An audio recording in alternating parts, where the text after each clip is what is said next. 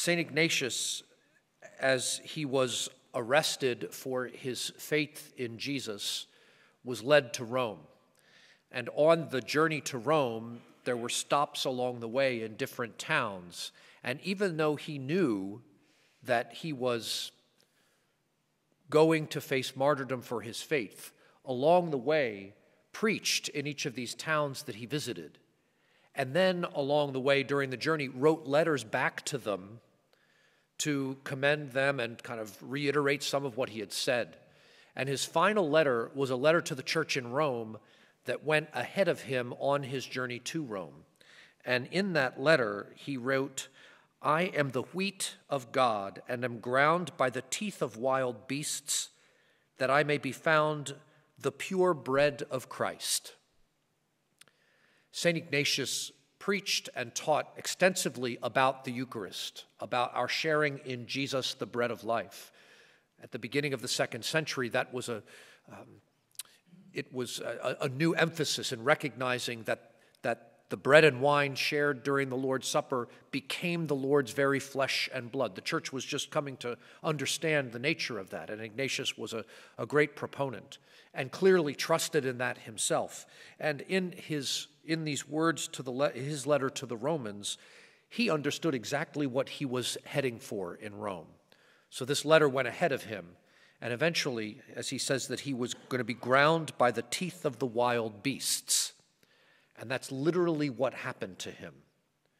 But he became an offering, ground up like wheat that's then made into bread, that he was going to be ground up to be made into something wonderful for his Lord.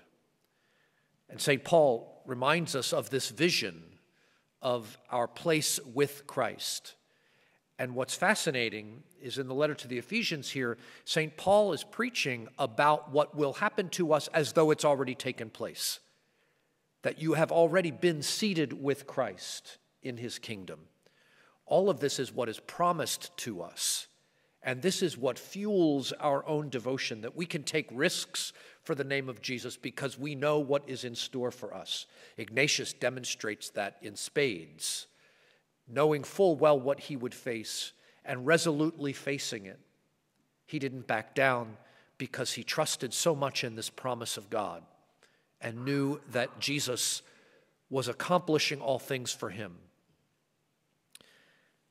Jesus is really getting to us today about reminding us about priorities, about not being so consumed by this world that we can't see what lies in store elsewhere. So we hear the parable of this man who didn't have enough space to store all his stuff, and so he tore down his storage bins, his barns, to build bigger ones for everything. Didn't really have that eye on what was to come, just the eye on what he already had and what he could continue to amass.